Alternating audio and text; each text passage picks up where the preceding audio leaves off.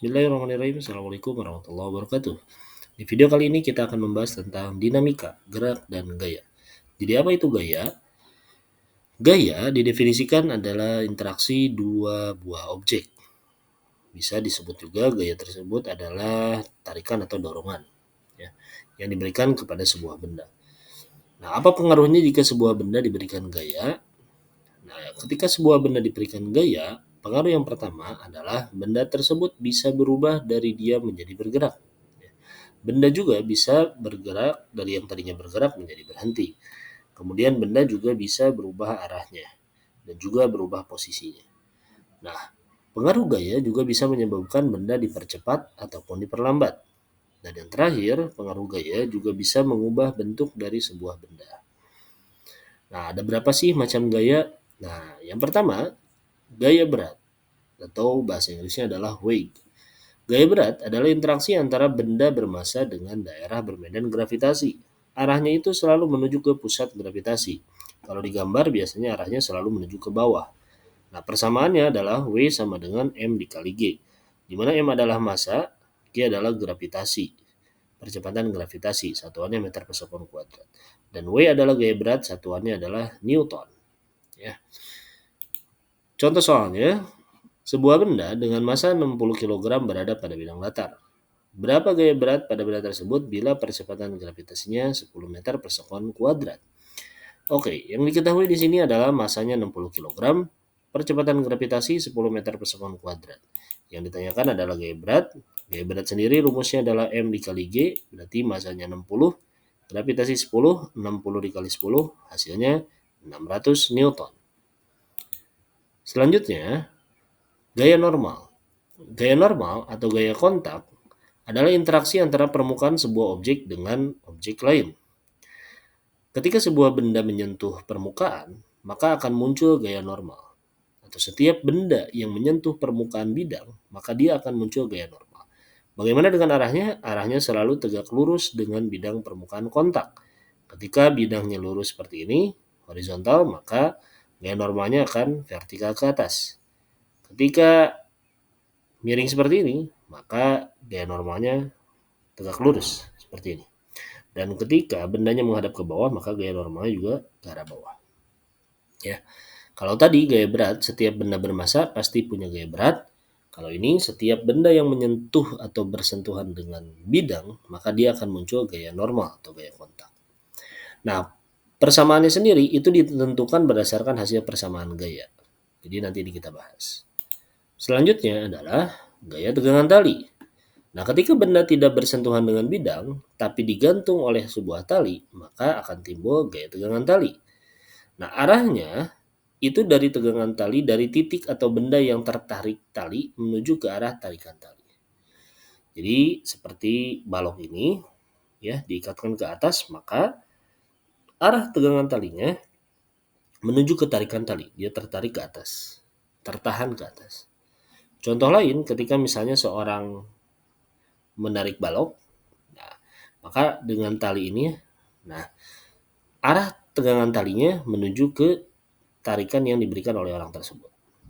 Nah, seperti itu. Nah, bagaimana dengan gambar seperti ini? Nah, ketika gambar seperti ini, anak tersebut, ini di sini ada T1 dan T2. Nah, karena ada dua tali yang diikatnya berbeda. Tali yang pertama adalah pada balok pertama ke orang ini. Nah, tali yang kedua adalah pada balok satu ke balok kedua. Seperti itu ya. Nah, persamaannya juga sama. Ini persamaannya tergantung persamaan gaya. Nanti kita bahas analisisnya seperti apa. Selanjutnya adalah gaya gesek. Nah, gaya gesek adalah gaya yang menghambat objek bergerak pada permukaan yang kasar. Jadi, gaya gesek tersebut arahnya selalu melawan arah gerak benda. Ketika arah benda geraknya ke kanan, maka gaya geseknya ke kiri, berlawanan dengan arah kanan. Persamaannya, F atau gaya gesek sama dengan mu dikali dengan N. Ini disebutnya mu. Mu adalah koefisien gesek. Dia tidak punya satuan, N adalah gaya normal. Jadi gaya gesek sangat tergantung pada besar gaya normalnya. Dan satuan dari gaya gesek adalah Newton. Kemudian, contoh soal yang pertama. Nah, gambarkan diagram bebas gaya berikut dan nyatakan ekspresi penjumlahannya secara matematis. Pertama, kalau kita lihat, benda tersebut, balok ini mempunyai massa, maka dia akan punya gaya berat. Dia akan punya gaya berat yang arahnya ke pusat gravitasi atau ke bawah. Kemudian balok ini juga bersentuhan dengan bidang, maka punya gaya normal yang arahnya tegak lurus, berarti ke atas. Nah, inilah diagram gaya bebas. Kemudian contoh soal kedua, nah seperti ini. Nah di sini tadi kondisi bendanya diam, kalau yang sekarang kondisi bendanya bergerak. Balok yang kedua menarik balok yang pertama, dan balok pertama di sini ada kasar ya, maka ada gaya gesek. Oke, kita analisis pertama di sini ada karena dia benda bermassa, dia punya gaya berat, dia punya gaya berat ke arah bawah W1. Ini juga M2 punya gaya berat, maka dia punya W2 ke bawah. Kemudian karena dia bersentuhan dengan bidang, ya balok satu ini bersentuhan dengan bidang, maka muncul gaya normal ke atas. Kemudian karena balok yang kedua ini diikat oleh tali, ya dihubungkan dan disambungkan juga oleh katrol, maka akan muncul tegangan tali yang tertarik oleh balok 2 ke sebelah sini, yang oleh balok 1 ke arah atas. Nah, satu lagi ini ada yang kelewat, yaitu adalah gaya gesek. Nah, gaya gesek arahnya melawan arah gerak benda. Ini arah geraknya ke sini, maka gaya geseknya sebelah sini. Oke, itulah diagram bebas gaya dari gambar ini. Selanjutnya, nah bagaimana jika gambarnya seperti ini? Gambarkan diagram bebasnya. Oke, untuk gambar seperti ini, ketika benda bermassa, seperti biasa, dia punya gaya berat ke arah bawah. Nah, dia berada pada bidang miring. Nah, di sini ada sudut namanya alfa. Maka si gaya berat ini bisa kita proyeksikan ke sebelah sini dan ke sebelah bawah. Ke sini jadi W sin alfa, ke sebelah sini jadi W cos alfa. Nah, kenapa demikian? Karena gini, sudut di sebelah sini, sudut yang ada pada bidang miring ini besarnya sama dengan sudut yang ada pada sudut sebelah sini nih. Nah, ketika W ini diproyeksikan ke sebelah sini karena dia menjepit sudut yang ada di sini dan sudut ini besarnya sama dengan yang di sini, maka menjadi W cos alfa. Sementara ketika W ini diproyeksikan ke sebelah sini karena dia tidak menjepit sudut, maka ini jadi W sin alfa. Oke. Nah, kemudian karena dia bidangnya kasar, dia bersentuhan dengan bidang dulu, maka dia punya gaya normal. Nah, gaya normalnya ke sebelah sini. Dan dia juga kasar, maka punya gaya gesek, arahnya ke atas. Kenapa? Karena gerak bendanya ke arah kiri bawah. Ya, inilah diagram bebas untuk benda yang berada pada bidang miring kasar. Selanjutnya, pada katrol. Nah, ketika pada katrol, ini dua buah benda bermassa, maka pasti akan muncul W1 dan W2. Arahnya ke pusat gravitasi ke bawah. Kemudian ada tegangan tali. Nah, tegangan tali yang balok pertama itu menahan si balok pertamanya, berarti menarik ke atas. Nah, maka T2-nya ke atas. Ini tegangan talinya ke atas. Ini juga sama, ada tegangan tali ke atas juga arahnya. Ya. Nah, inilah, dan dia tidak bersentuhan dengan bidang, maka tidak ada gaya normal. Selanjutnya, kita masuk ke hukum Newton pertama. Hukum Newton pertama adalah hukum inersia. Pernyataannya, jika resultan gaya yang bekerja pada suatu benda adalah 0, maka benda yang awalnya diam selalu akan diam. Satu lagi ini ada kalimatnya, kalau benda tetap bergerak, maka dia akan tetap bergerak dengan kelajuan konstan. Ingat ya, kelajuan konstan. Ini belum dicatat, tapi silakan dicatat. Jadi, hukum inersia, hukum Newton pertama, menyatakan ketika total gayanya 0, maka kondisi bendanya ada dua. Yang pertama adalah benda diam, yang kedua adalah benda bergerak secara GLB atau gerak lurus beraturan. Hukum Newton 2, hukum akselerasi. Percepatan sebuah benda yang dihasilkan oleh gaya berbanding lurus dengan besarnya gaya, searah dengan gaya, dan berbanding terbalik dengan massa benda. Kalau dituliskan persamaannya adalah sebagai berikut. Sigma F sama dengan M kali A, di mana total gaya itu nilainya setara dengan massa dikali dengan percepatannya. Jadi percepatan benda berbanding lurus dengan gaya. Jadi semakin besar gayanya, bendanya akan makin cepat, makin dipercepat. Sementara jika semakin kecil gayanya, maka percepatannya juga akan semakin kecil. Nah, bedanya dengan massa, ketika massanya besar, maka percepatan bendanya kecil. Sebaliknya, ketika masanya kecil, maka percepatan bendanya menjadi besar. Contoh soal berikutnya. Contoh soal kelima. Jika resultan gaya yang bekerja pada sebuah benda sama dengan 0, maka pada benda tersebut, apakah satu, percepatan pada benda yang besarnya tetap, kedua, akan tetap diam jika sebelum resultan gaya benda dalam keadaan diam, tiga, terdapat percepatan yang nilainya berbanding terbalik dengan massa benda, empat, tetap bergerak dengan kecepatan konstan bila awalnya bergerak. Ingat, di sini total gayanya sama dengan 0. Tadi ada dua kondisi. Kondisi pertama, bendanya akan tetap diam, berarti yang dua ya, benar. Dan bendanya bergerak dengan kecepatan konstan, berarti yang 4. Jawaban yang benar adalah 2 dan 4. C. Selanjutnya, contoh soal 6. Sebuah mobil bermasa 1.400 kg bergerak dengan kelajuan 36 km per jam. Kemudian mesinnya memberikan percepatan hingga dalam waktu 5 detik kelajuannya menjadi 72 km per jam. Tentukan yang pertama percepatan, yang kedua adalah gaya tarik yang diberikan mesin pada mobil. Kalau kita jabarkan, diketahui di sini masanya 1.400 kg, kemudian kecepatan awalnya 36 km per jam, kita konversi ke meter per sekon menjadi 10 meter per sekon.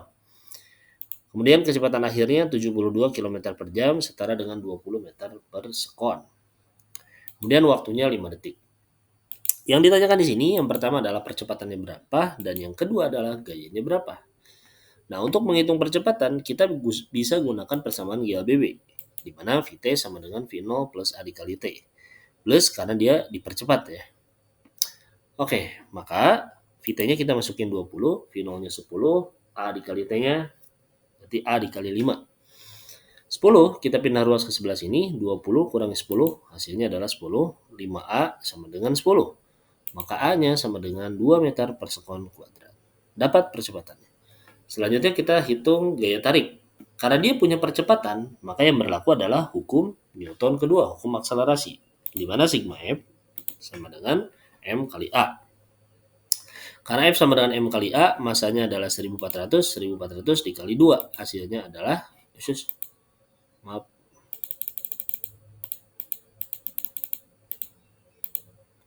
1.400 dikali 2 hasilnya 2.800 Newton. Ya.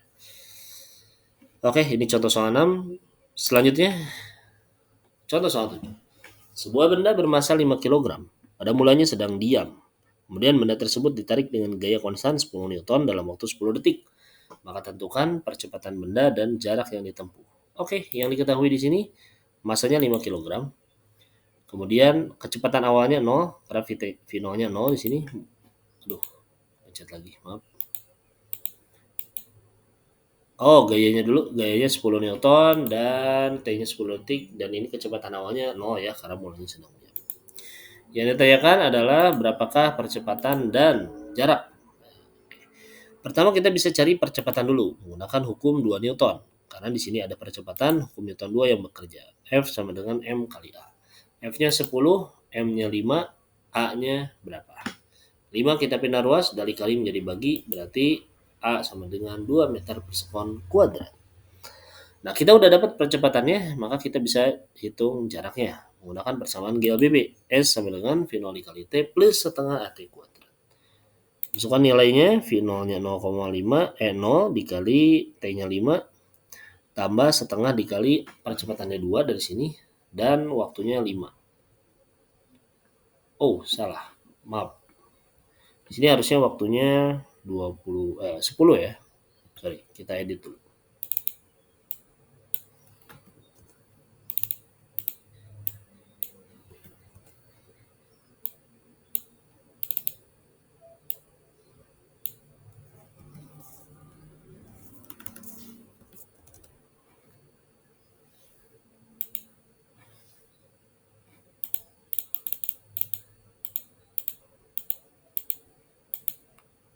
Oke, kita gunakan persamaan jarak yang tadi, V0 dikali T plus setengah T kuadrat.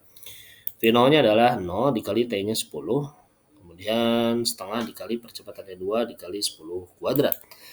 Setengah dikali 2 habis, 0 dikali 10 habis, 10 dikuadratin 100. Maka jawabannya jaraknya adalah 100 meter ya.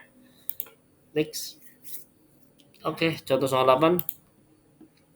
Diketahui masanya adalah 4 kg di sini ya. Sebuah benda 4 kg pada mulanya sedang bergerak ke barat dengan kelajuan 4 meter per sekon. Berarti kecepatan awalnya 4 meter per sekon atau kelajuan awal. Setelah menempuh jarak 2 meter, benda berhenti. Oke. Kalau berhenti berarti kecepatan akhirnya 0 ya. Aduh.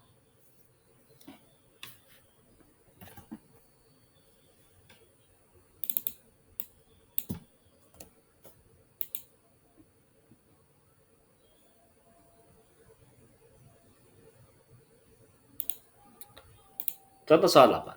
Sebuah benda masanya 4 kg pada mulanya sedang bergerak ke barat dengan kelajuan 4 meter per sekon. Berarti V0-nya 4 dan setelah bergesekan dengan lantai, setelah menempuh jarak 2 meter, benda berhenti. Kalau berhenti, kecepatan akhirnya 0. Jaraknya 2 meter. Yang ditanyakan di sini adalah perlambatan atau A, akselerasi negatifnya, dan besar gaya geseknya, F-nya. Nah, untuk mencari percepatan, kita gunakan persamaan GLBB dulu, karena di sini ada VT dan V0 dan S ya. Kita pakai persamaan VT kuadrat V0 kuadrat min 2S.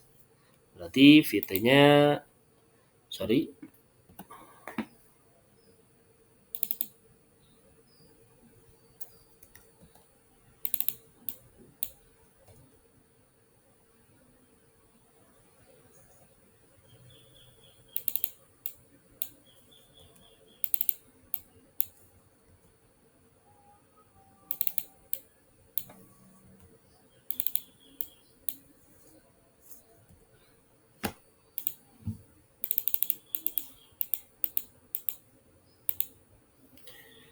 persamaannya VT kuadrat sama dengan V0 kuadrat min 2S.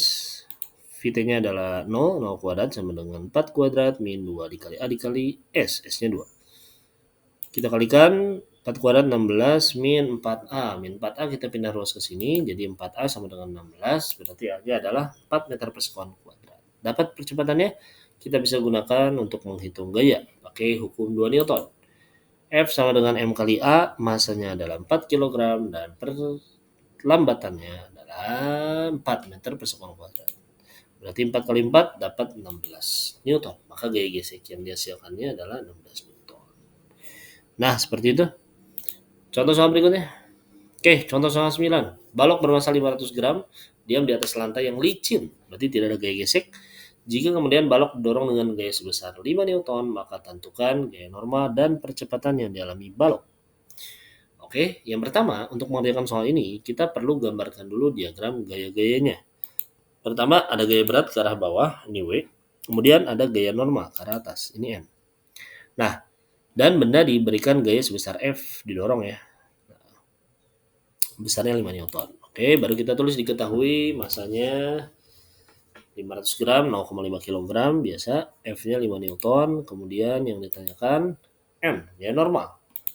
Oke, kita jawab. Dan A, percepatan. Nah, untuk mencari N, kita gunakan hukum Newton pertama. Nah, kita tinjau kondisi benda di arah sumbu Y. Nah, ketika benda didorong, maka arah geraknya adalah ke sebelah kanan, ke sini ya. Ke sebelah kanan. Sementara tidak ada pergerakan yang di arah vertikal. Jadi ketika didorong bendanya tidak lompat-lompat ya, tapi dia ke kanan. Nah, maka karena tidak ada gerakan di arah vertikal, maka benda di arah vertikal diam ya, tapi dia hanya bekerja di arah horizontal saja. Nah, maka hukum Newton 1 berlaku di sini ya, pada arah vertikal. Hukum Newton 1 berbunyi total gaya sama dengan 0. Nah, gaya apa aja yang ada di sumbu Y atau di vertikal? Yang pertama ada gaya normal, arahnya ke atas, berarti positif, N. Dan gaya berat ke arah bawah, negatif. Berarti N min W sama dengan 0, karena arahnya berlawanan.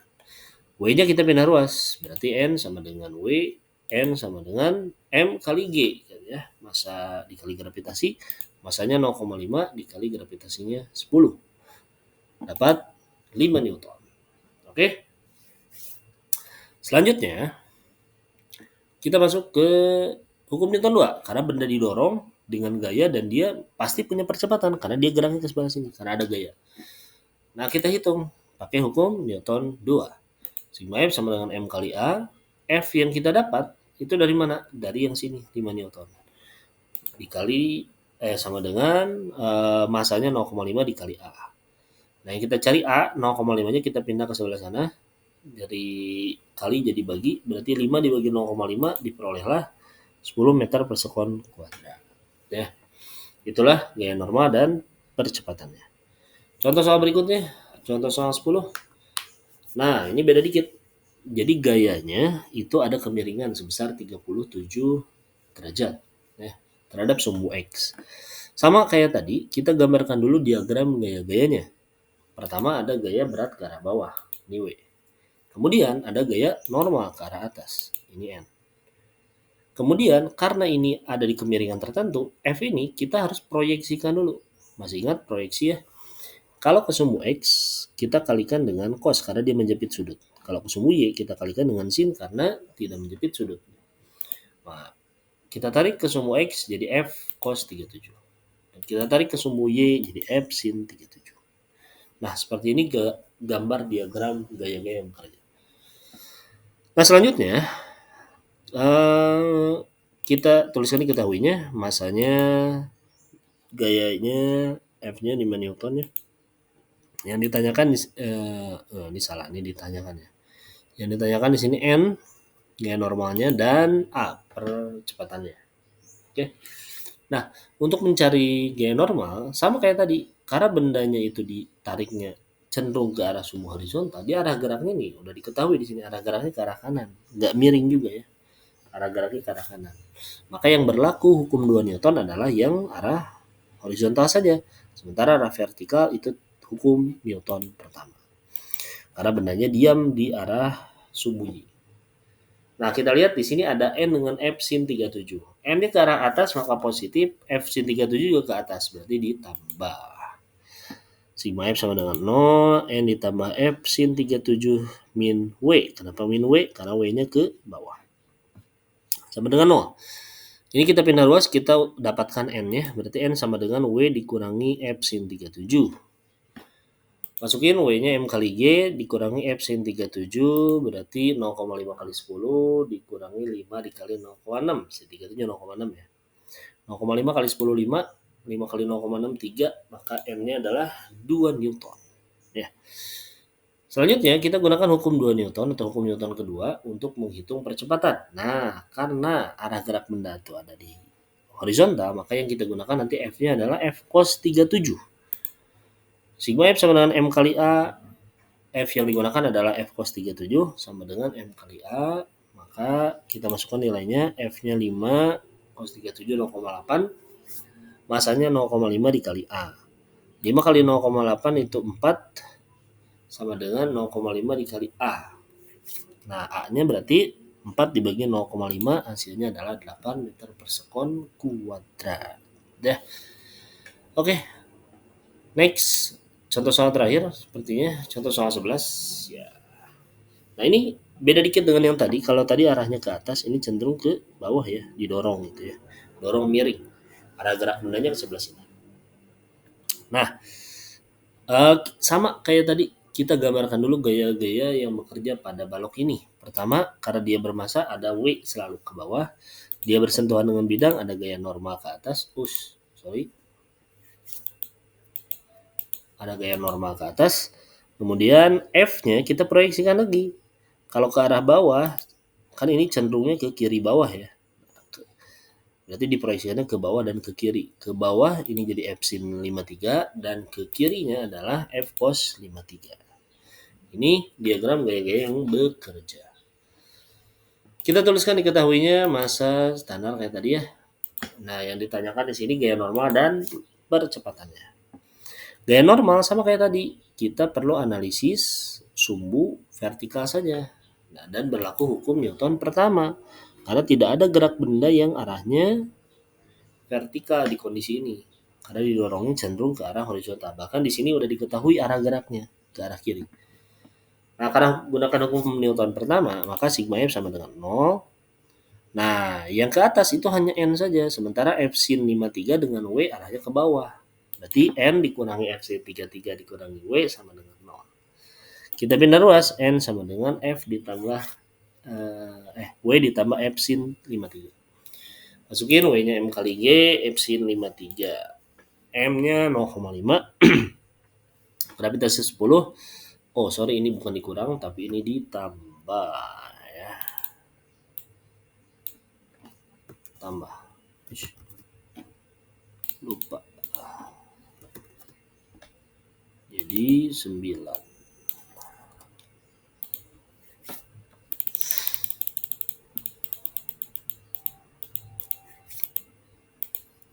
Oke, ini 0,5 kali 10 5, 5 kali 0,84, 5 tambah 4, 9 Newton. Berarti G normalnya 9 Newton.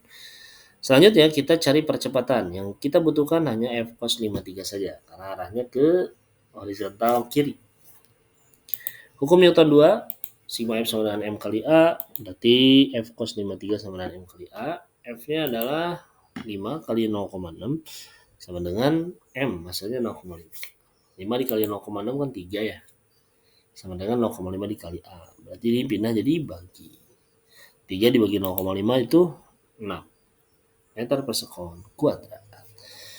Oke, sekian dulu video panjang ini penjelasan tentang gaya dan contoh-contohnya. Mudah-mudahan bermanfaat. Assalamualaikum warahmatullahi wabarakatuh.